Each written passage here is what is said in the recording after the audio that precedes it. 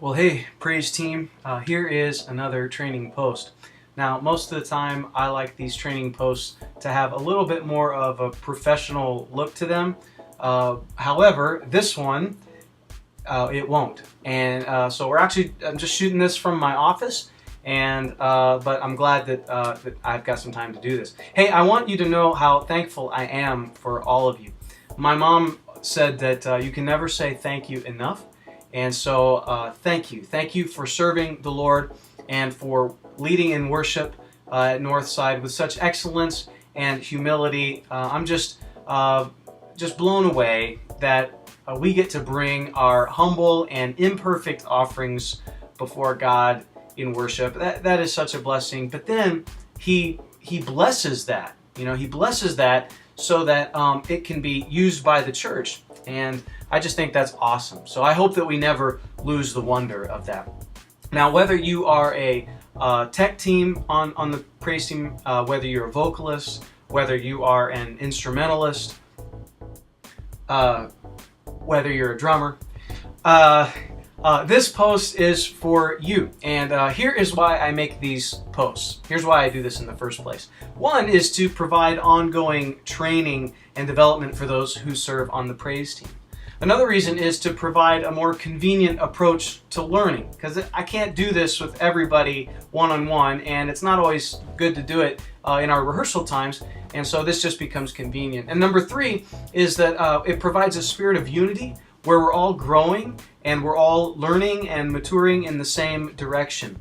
So hang with me for the next few minutes, and after you've watched the video, there's going to be some questions at the end that I would like you to answer. Now, once you've completed the video and the questions, you can then submit those responses to me, and then that way I can take some action steps based on those responses. So in this training video, I want to talk about the role of making disciples, about leading beyond yourself, investing beyond ourselves. Simply put, a disciple is a follower, not just a learner, not just a student. Just because I studied under Rick Rubel at Ozark Christian College does not make me his disciple. Because discipleship, it's more than just learning. It is about following. It's more than just information. Discipleship is imitation. You see the difference? It's not just information, it's imitation.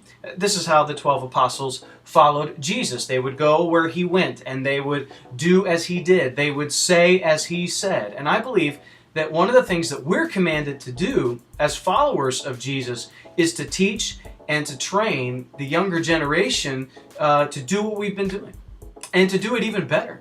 We see this in Deuteronomy chapter 6, verses 4 to 9. It says, "Hear, O Israel, the Lord our God, the Lord is one. You shall love the Lord your God with all your heart and with all your soul and with all your mind. And these words that I command you today shall be on your heart. You shall teach them diligently to your children, and shall talk of them when you sit in your house, and when you walk by the way, and when you lie down, and when you rise. And you shall bind them as a sign on your hand, and they shall be as frontlets between your eyes, and you shall write them on the doorposts of your house and on your gates." You see, the people of God were not only expected to pass on information about God to the next generation, but they were also expected to demonstrate a heart for God to the next generation. Aaron Keyes, he is a worship leader and a songwriter, and I love the story that he tells about how he invited several young men to live in his house with his family for a year. And he would disciple them as to what it means to be a worship leader. A whole year, these young men lived in his house with his wife and kids. They ate meals together. These young men did laundry for the family. They did some housework along with the family.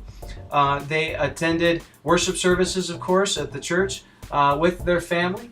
They would do Bible study times together with the family. They would even lead worship for their small group gatherings each week at the house there. I mean, these young men followed Aaron Keyes and his family and just lived with them that whole time. Here's what Aaron would write about discipleship. He says, "Discipleship is more than just working through curriculum, more than learning the intellectual content of the Bible. Discipleship involves us intentionally allowing the Word to work through us."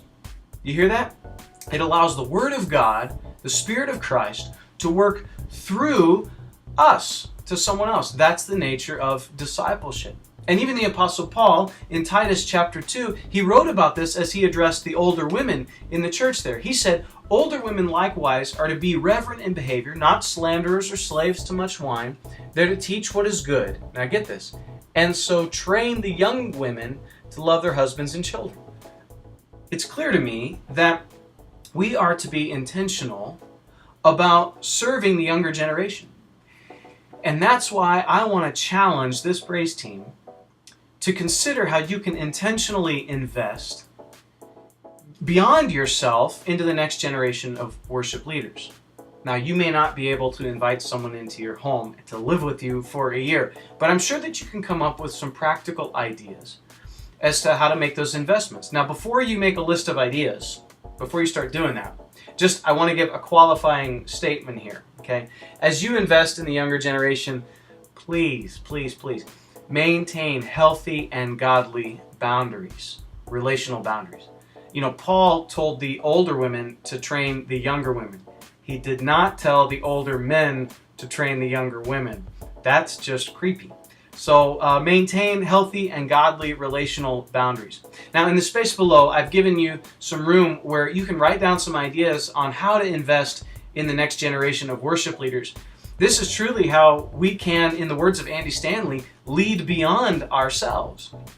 And once we've had a little bit of time to do that, we'll give a few weeks for people to make their posts, and to think and submit their ideas. And once we've given some time for that, what I'd like to do is take all of those ideas and to compile them into a document that I can then share to the team that maybe would give you some more ideas on how you can invest in the next generation.